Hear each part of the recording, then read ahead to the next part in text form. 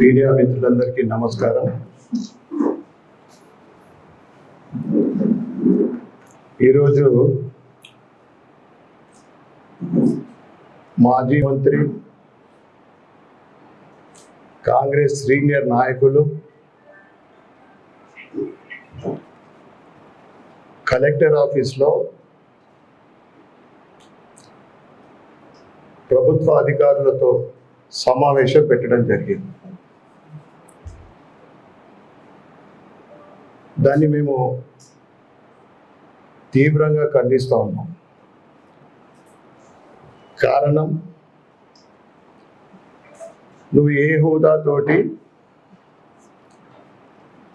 ప్రభుత్వ అధికారులతోటి సమావేశం పెట్టిండో, మరి నీకు అంత అనుభవం ఉన్నది, ఎన్నో పోర్ట్ఫోలియోకు నువ్వు మంత్రులుగా పనిచేసినావు,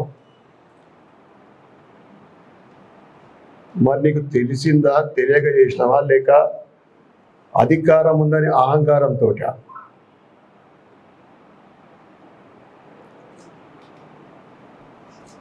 కామారెడ్డిల చెల్లని రూపాయి ఇక చెల్లుతుందని ఇక్కడికి వస్తే మా ఇందూరు ప్రజలు కర్రు కాల్చి వాత పెడితే సరిపోయినట్లుంది. ఇక్కడ పీఠ మీదకి చూస్తున్నాడు.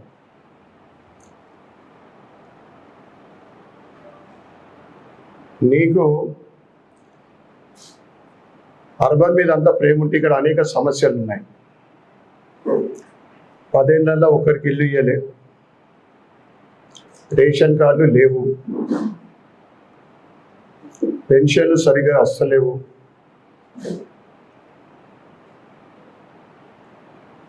రోడ్లు, డ్రైనేజీ అధ్వాన్నమైన పరిస్థితి. ప్రజాపాలన అని గెలిచిన కొత్తల లక్షలాది అప్లికేషన్లు తీసుకొని ఇప్పటిదాకా దాని అతిగతి లేదు. ఇది కాంగ్రెస్ ప్రభుత్వ పనితీరు. మనం దేనికోసం సమీక్ష చేస్తున్నాం?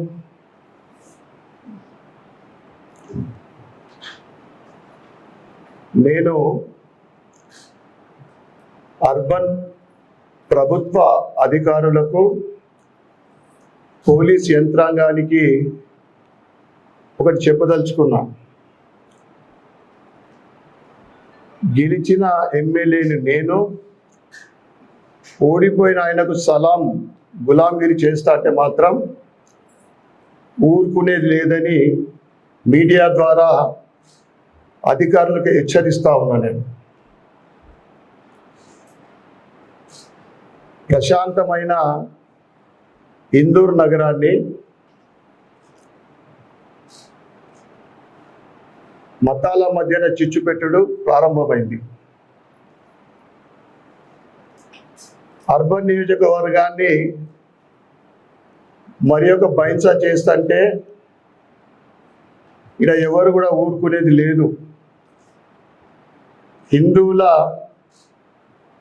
పౌరుషం ఏంటిదో సమయం వస్తే చూపెడతాం. నీకు ప్రేమ ఉంటే గత వారము సచివాలయానికి వెళ్ళి అనేక మంది మంత్రులకు వినతి పత్రం ఇవ్వడం జరిగింది. ఇన్ఛార్జ్ మంత్రి జూపల్లి గారికి కూడా అన్ని సమస్యలు, ఇక్కడ ప్రభుత్వ హాస్పిటల్ పనితీరు, డబుల్ బెడ్రూమ్లు వృధాగా పడి ఉన్నాయి, మున్సిపల్ రోడ్లు, డ్రైనేజీ, వర్షాకాలం వస్తుంది, ఎటువంటి జాగ్రత్త లేకుండా మొత్తం యంత్రాంగము, మున్సిపల్ యంత్రాంగం అస్తవ్యస్తము. ఇవన్నీ విషయాల మీద నేను వినతి పత్రం ఇవ్వడం జరిగింది. అభివృద్ధికి సహకరించండి. నీకు మరి కలెక్టర్ గారు మర్చిపోయినరా? ఏ హోదాలో నువ్వు సమీక్ష చేయడానికి నీకు అధికారం ఉంది?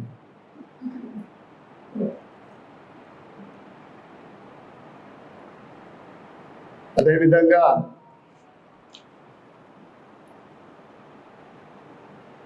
రిలేటెడ్ మంత్రులకు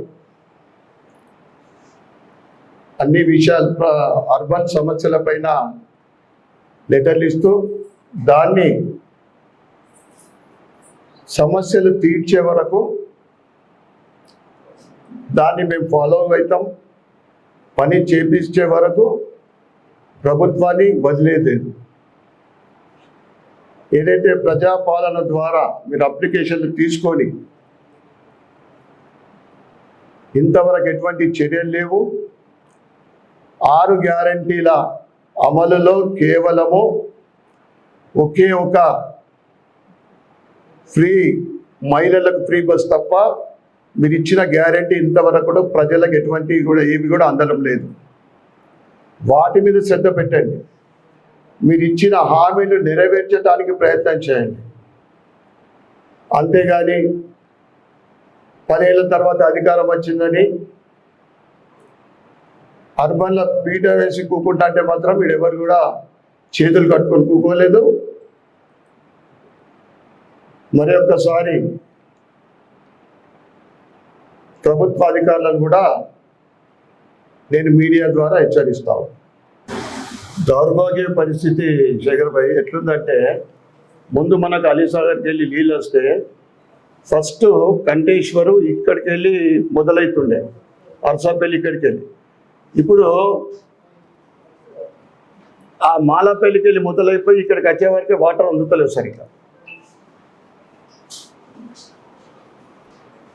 కాంగ్రెస్ అయినా బీఆర్ఎస్ అయినా ఆ వర్గం వాళ్ళ కొమ్ము కాసుండే అలా పని.